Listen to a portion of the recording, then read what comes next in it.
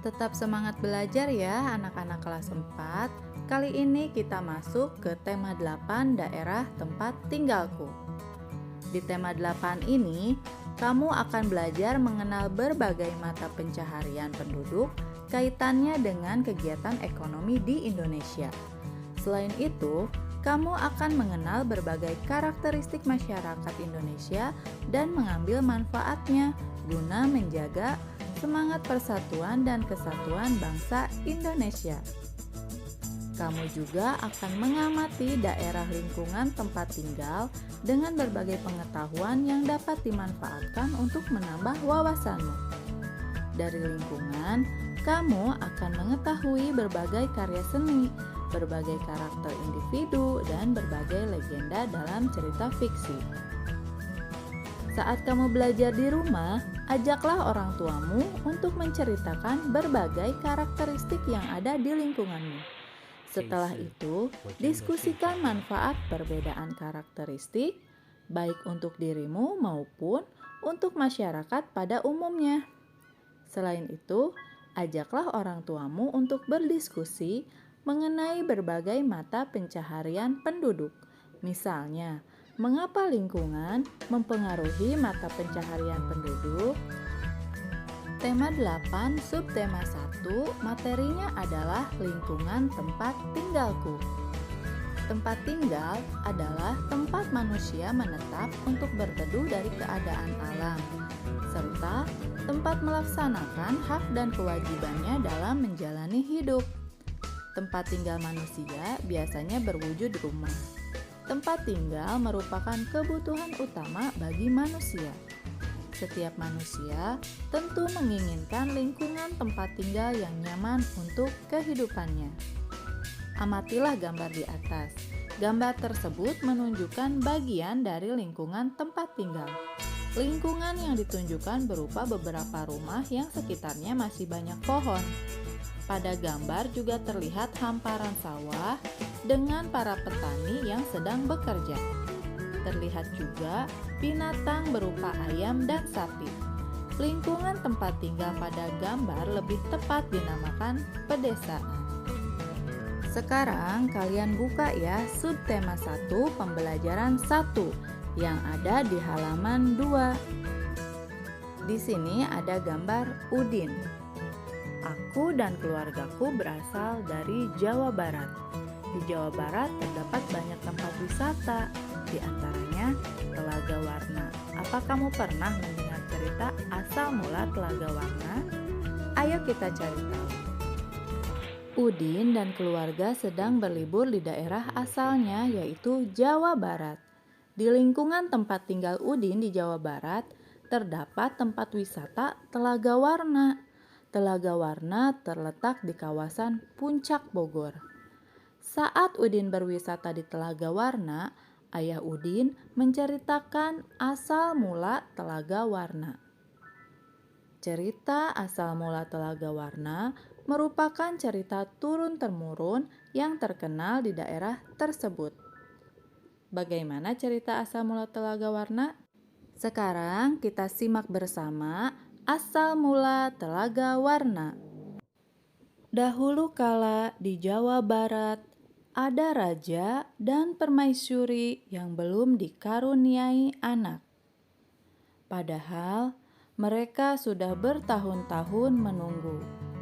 Akhirnya raja memutuskan untuk bertapa di hutan. Di hutan, raja terus berdoa kepada Yang Maha Kuasa.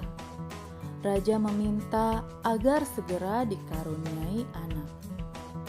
Akhirnya, doa raja pun terkabul. Permaisuri melahirkan seorang bayi perempuan. Raja dan permaisuri sangat bahagia. Seluruh rakyat juga bersuka cita menyambut kelahiran putri raja.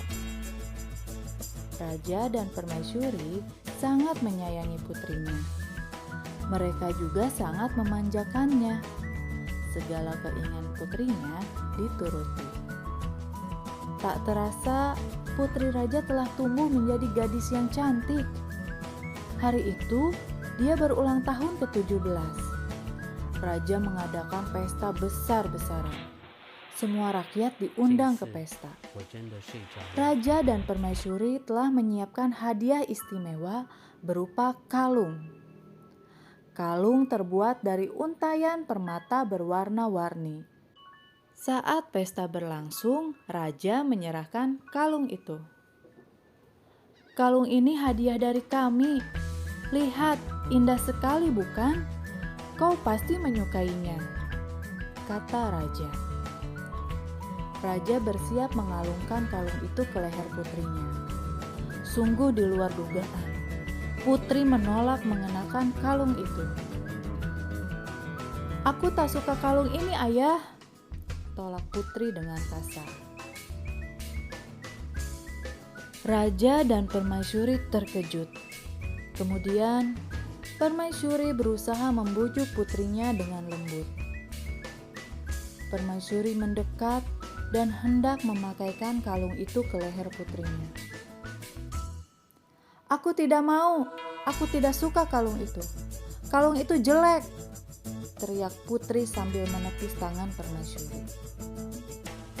Tanpa sengaja, kalung itu terjatuh.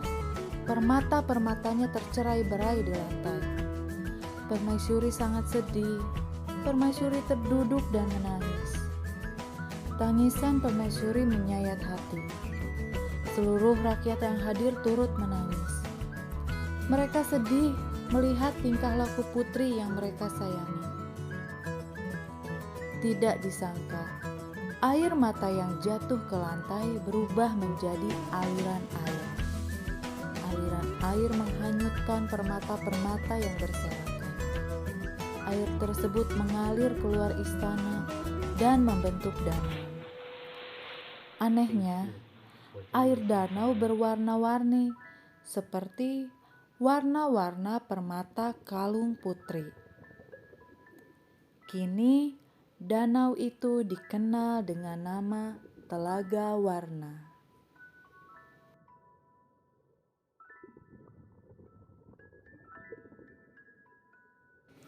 Setelah kalian menyimak cerita asal mula Telaga Warna, sekarang kalian buka halaman 4. Mari kita isi pertanyaan-pertanyaan berdasarkan cerita yang tadi kita bacakan. Nomor 1, siapakah tokoh-tokoh yang terdapat dalam cerita tersebut?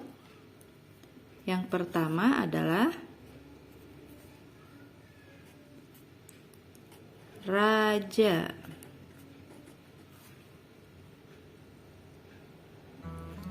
Lalu tokoh selanjutnya ada permaisuri. Dan yang ketiga adalah putri raja. Jadi tokoh yang ada dalam cerita adalah raja, permaisuri, dan putri raja. Nomor 2, di mana raja melakukan pertapaan? Di mana tadi? Di hutan. Ya, raja melakukan pertapaan di hutan. Lanjut nomor 4 ya. Apa hadiah yang disiapkan raja dan permaisuri untuk ulang tahun putrinya? Apa tadi hadiahnya ya? Sebuah kalung yang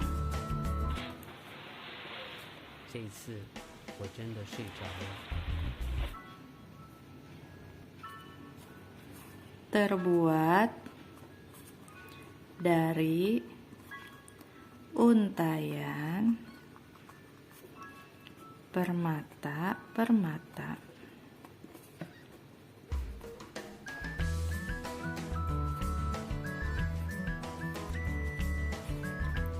Lanjut untuk nomor 4, mengapa permaisuri bersedih dan menangis?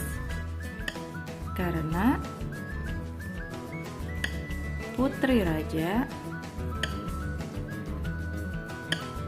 menolak pemberian kalungnya.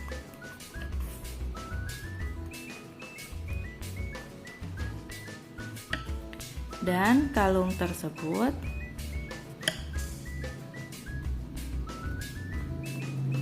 terjatuh,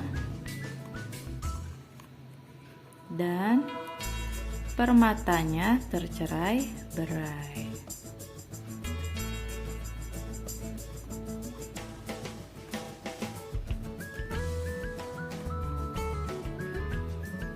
Jadi mengapa Permaisuri bersedih dan menangis? Karena putri raja menolak pemberian kalungnya. Juga kalung tersebut tidak sengaja terjatuh dan permatanya tercerai-berai. Makanya Permaisuri jadi sedih dan menangis.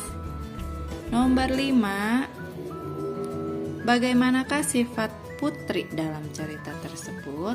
Gimana ya tadi ya bikin orang tuanya sedih tadi ya? Nah, putri bersifat tidak menghargai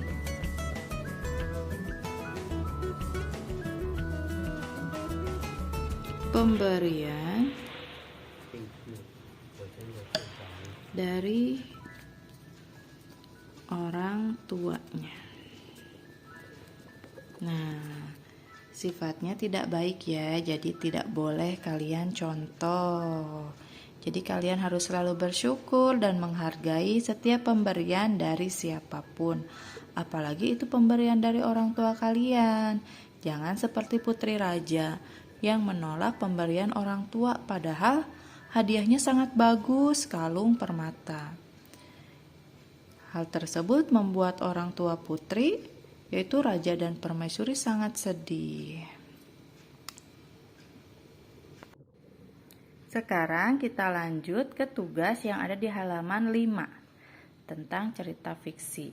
Carilah informasi tentang cerita fiksi dan ciri-cirinya dari berbagai sumber. Lakukan kegiatan ini bersama teman sebangkumu. Diskusikanlah informasi yang kalian peroleh. Kemudian, tulislah informasi yang kamu peroleh. Nah, di sini ada lembar kerjanya.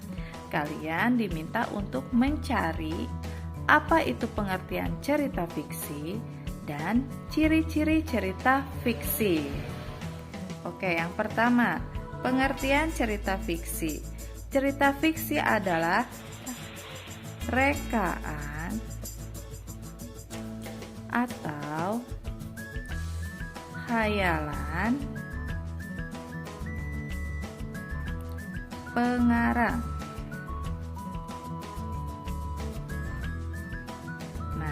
Jadi cerita fiksi itu bukan cerita yang sebenarnya. Ini hanya rekaan atau khayalan dari seorang pengarangnya. Cerita ini dapat murni berasal dari khayalan pengarang, tetapi juga dapat berdasarkan fakta. Cerita fiksi yang dikarang berdasarkan fakta diperoleh dari berbagai pengalaman, baik pengalaman diri sendiri maupun pengalaman orang lain. Kemudian pengalaman tersebut diolah menjadi bahan cerita menarik. Nah, itulah tentang pengertian cerita fiksi. Kita lanjut ke soal berikutnya. Ciri-ciri cerita fiksi. Nah, tentunya ciri yang pertama adalah merupakan cerita rekaan. Ini ciri yang paling utama.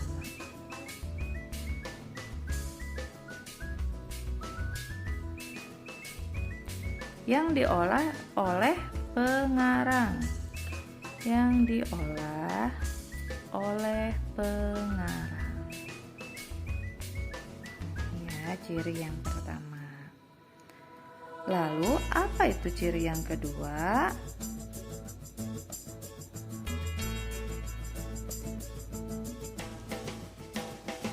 Ciri yang kedua adalah bertujuan untuk menghibur.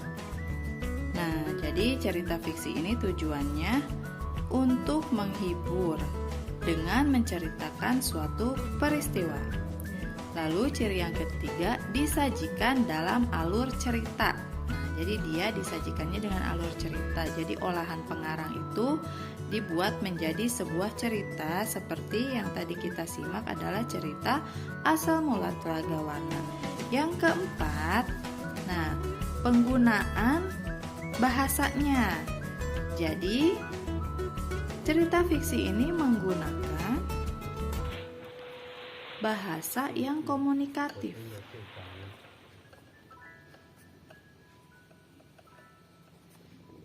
Karena kan tadi dia sifatnya menghibur dan menceritakan suatu peristiwa. Jadi dia bahasanya harus komunikatif, yang bisa dipahami oleh pembacanya, bahasanya yang menarik, yang dapat menghibur orang-orang.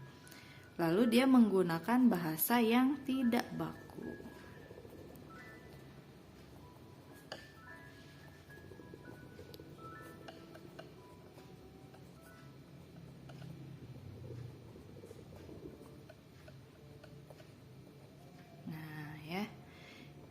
Jadi ini adalah jawaban dari halaman 5. Cerita fiksi adalah cerita rekaan atau khayalan pengarang yang diolah oleh pengarang. Bisa pengalaman diri sendiri pengarangnya atau berdasarkan fakta yang diperoleh, tapi dia diolah lagi menjadi cerita yang lebih menarik. Sedangkan ciri-ciri cerita fiksi adalah merupakan cerita rekaan yang diolah pengarang. Ciri yang kedua, bertujuan untuk menghibur. Ciri yang ketiga, disajikan dalam alur cerita. Ciri yang keempat, menggunakan bahasa yang komunikatif. Ciri yang kelima, menggunakan bahasa yang tidak baku. Nah, selesai halaman 5, kita lanjut ke halaman 6. Ayo mengamati. Kita lihat ya. Di dekat rumah Udin di Jawa Barat juga terdapat taman bermain. Udin dan saudara-saudara sepupunya bermain di sana. Dita ingin bermain ayunan. Udin membantu Dita menarik dan mendorong ayunan. Yuk kita lihat bersama. Ini ada taman bermain, ada ayunan, ada gerobak.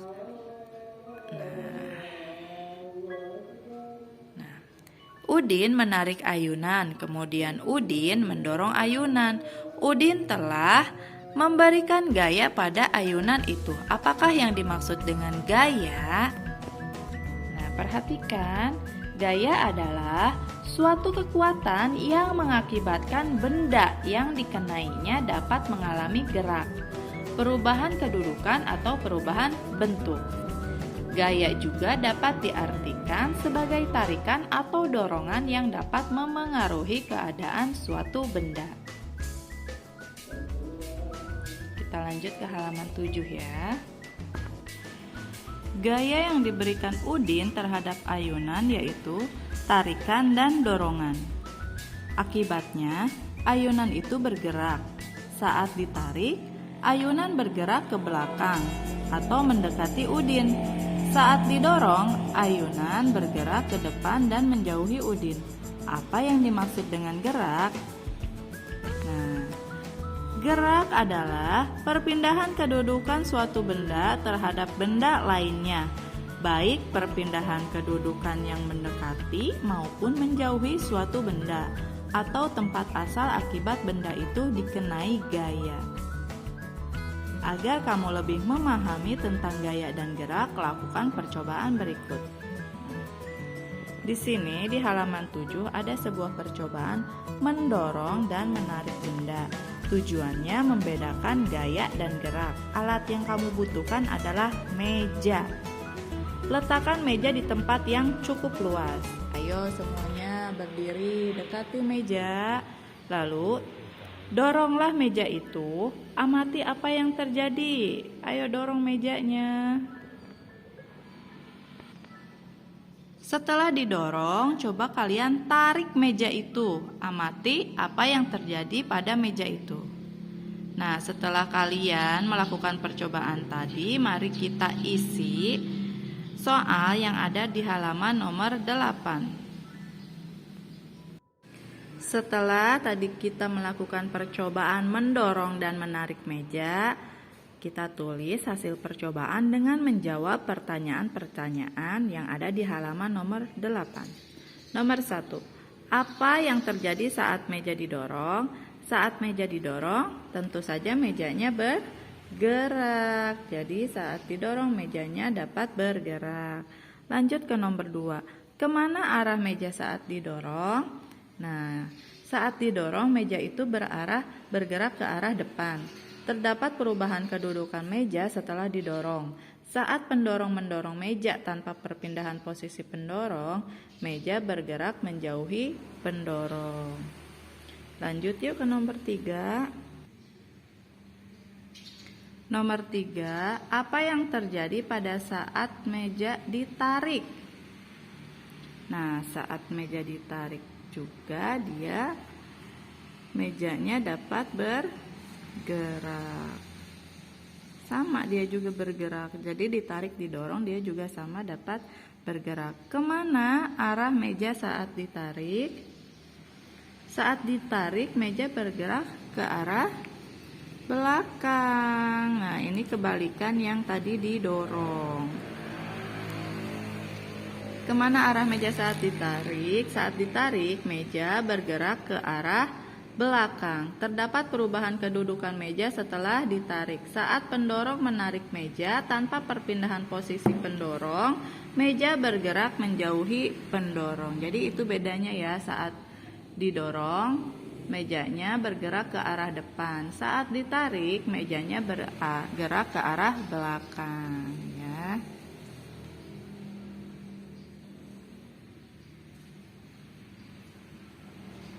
Nah, kita lanjut masih di halaman 9. Nah, di sini terdapat kolom.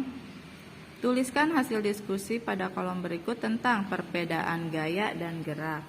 Setelah tadi dijelaskan dan kita melakukan percobaan, sekarang kalian menyimpulkan perbedaan gaya dan gerak. Nah, gaya merupakan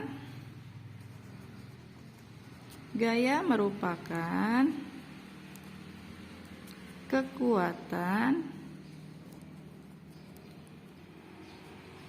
yang menyebabkan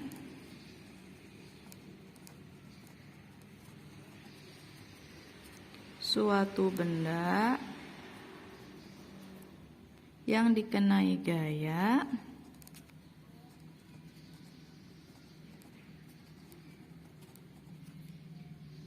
menjadi bergerak.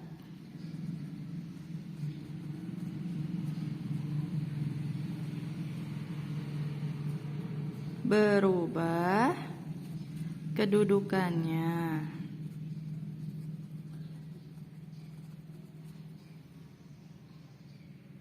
Ataupun berubah bentuk.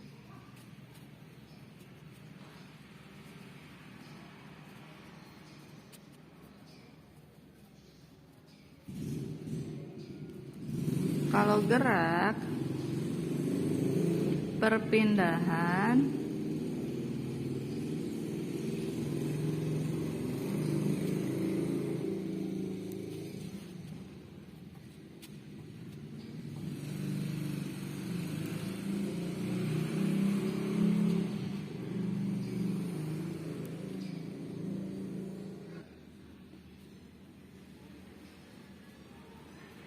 terhadap benda lainnya.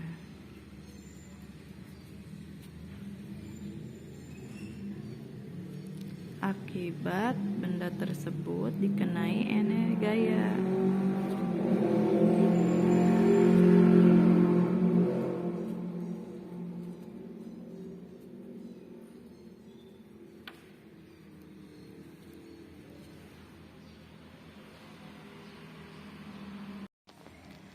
Subtema 1 pembelajaran 1 sudah selesai ya.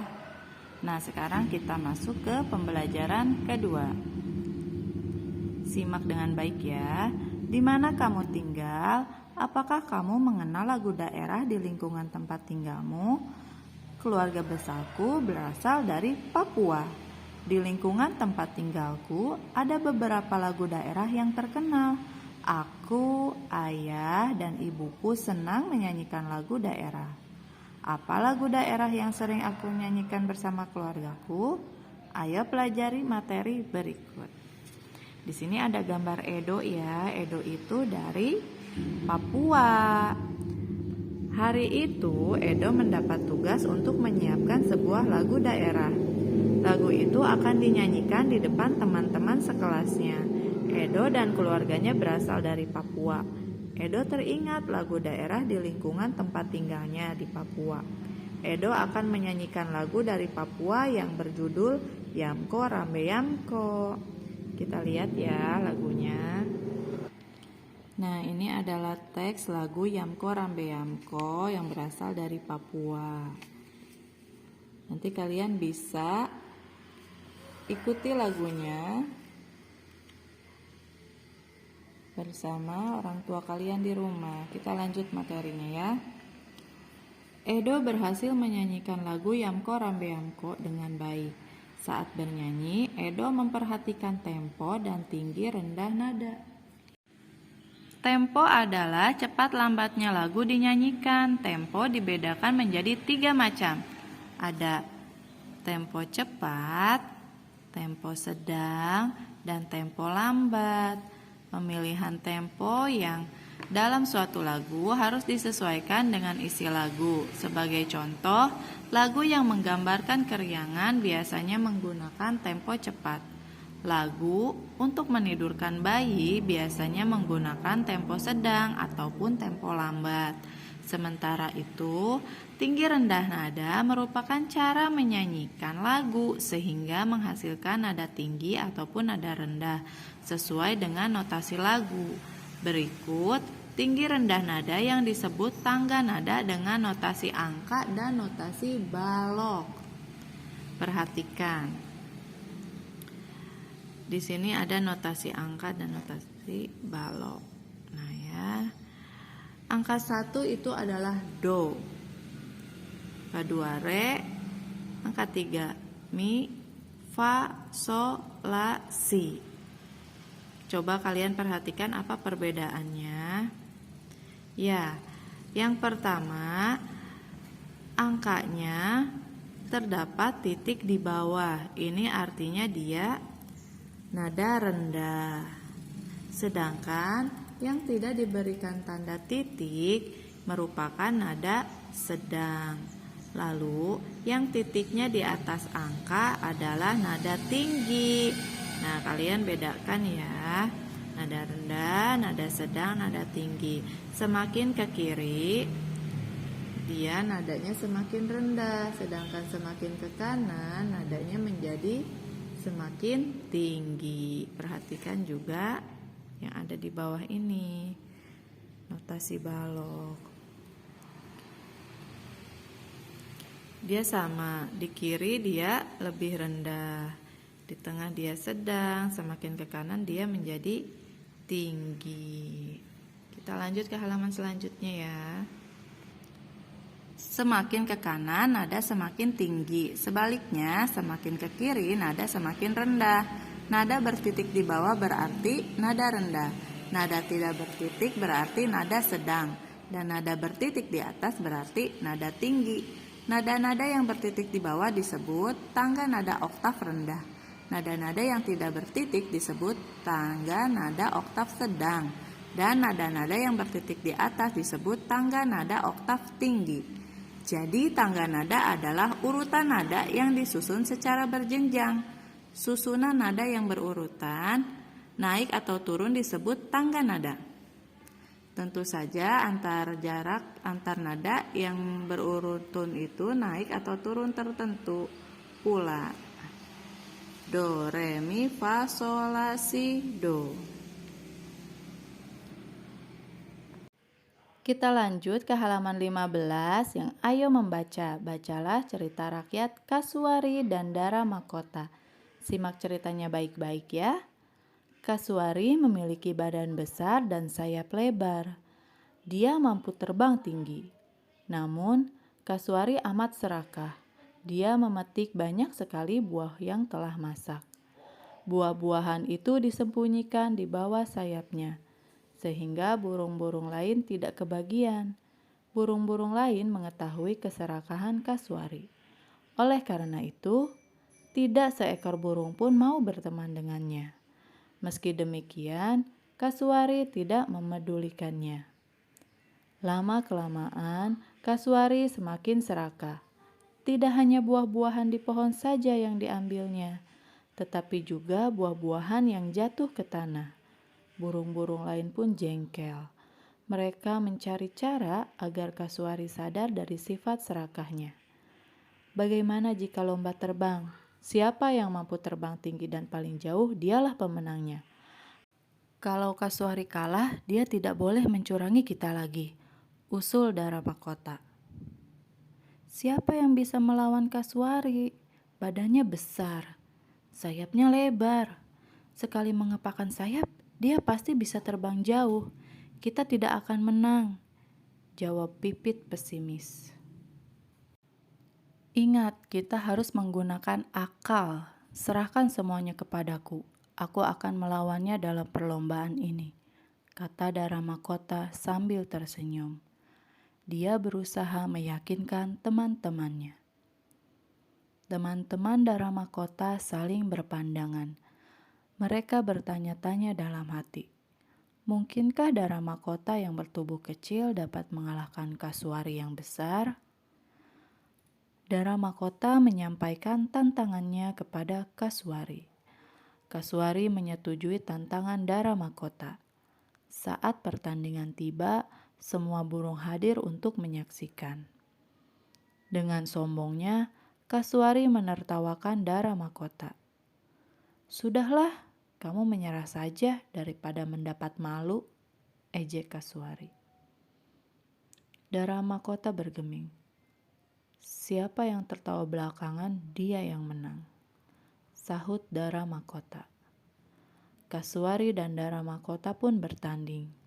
Mereka melesat dengan kencang. Kasuari terbang cepat sekali. Sesekali Kasuari menoleh Dara Mahkota yang berada di belakangnya. Dia takut jika Dara Mahkota menyusulnya. Saat asik menoleh, tiba-tiba brak! Kasuari menabrak batang pohon.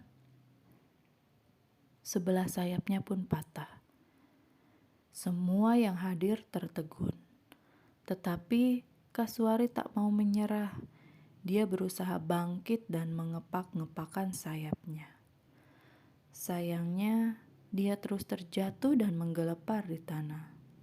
Sementara itu, Dara Mahkota terus melesat jauh meninggalkan Kasuari.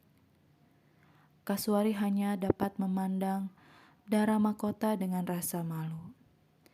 Sekarang dia baru tahu rasanya menjadi makhluk lemah. Selama ini dia selalu merasa menjadi burung terhebat. Namun dalam sekejap dia tidak mampu terbang lagi. Beberapa burung lain turun ke tanah. Mereka membantu Kasuari. Kasuari semakin malu karena selama ini dia telah mencurangi mereka. Sejak saat itu, Kasuari sadar dan mengubah perilakunya. Namun sayang sekali, sejak saat itu pula, Kasuari tidak bisa terbang lagi. Dia harus mencari makan di tanah.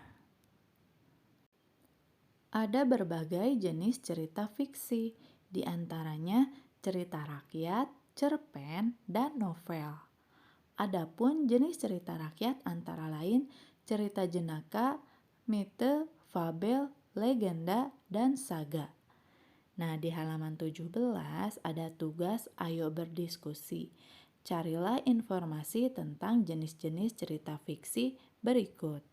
Di situ kalian diminta untuk menjelaskan jenis-jenis cerita dan juga memberikan contohnya.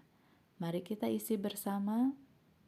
Yang pertama adalah cerita jenaka. Apa itu cerita jenaka? Cerita jenaka adalah cerita rakyat yang berunsur lucu sehingga membangkitkan tawa. Contoh dari cerita jenaka adalah Si Kabayan, Kancil dan Harimau, dan Abu Nawas. Lalu mite. Mite adalah cerita rakyat yang berisi kepercayaan terhadap makhluk gaib, hantu, para dewa, kahyangan, dan lain-lain. Contohnya adalah cerita Nyi Roro Kidul. Lalu ada fabel. Fabel adalah cerita rakyat yang berunsur hewan. Contohnya Kancil dan Harimau, Rubah dan Bangau, Kepiting dan Paus. Selanjutnya, legenda. Legenda adalah cerita rakyat yang menceritakan tentang asal-usul suatu tempat. Contoh legenda adalah Batu Menangis, Telaga Warna, dan Rawa Pening. Lalu, saga. Saga adalah cerita rakyat yang berisi kisah kepahlawanan suatu tokoh yang mengandung unsur-unsur sejarah. Contohnya Hang Tuah, Ciung Wanara, dan Air Langga. Lalu cerpen. Cerpen adalah cerita yang bersifat fiksi dengan penyajian yang pendek. Contohnya Tasami, Kenangan Kita Bersama, Anak yang Cerdas. Nah, itulah jawaban dari tugas Ayo Berdiskusi di halaman 17.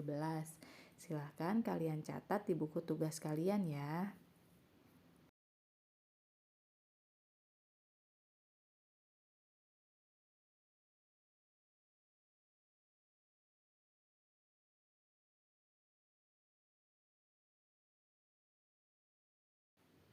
Dibuka halaman 18 ya. Bacalah kembali cerita asal mula Telaga Warna dan Kasuari dan Dara Mahkota. Kemudian identifikasilah jenis cerita fiksi tersebut. Mari kita isi latihannya. Yang pertama, jenis cerita fiksi Kasuari dan Dara Mahkota adalah cerita yang berjenis fabel. Penjelasannya, hal tersebut dikarenakan tokoh-tokoh yang terdapat di dalam cerita tersebut adalah binatang, yaitu burung. Kolom yang kedua, jenis cerita fiksi asal mula Telaga Warna adalah cerita yang berjenis legenda. Hal tersebut dikarenakan isi ceritanya mengisahkan tentang asal mula terjadinya suatu tempat, yaitu Telaga Warna. Nah, itu untuk isian yang di halaman 18. Silakan kalian catat di buku tulismu.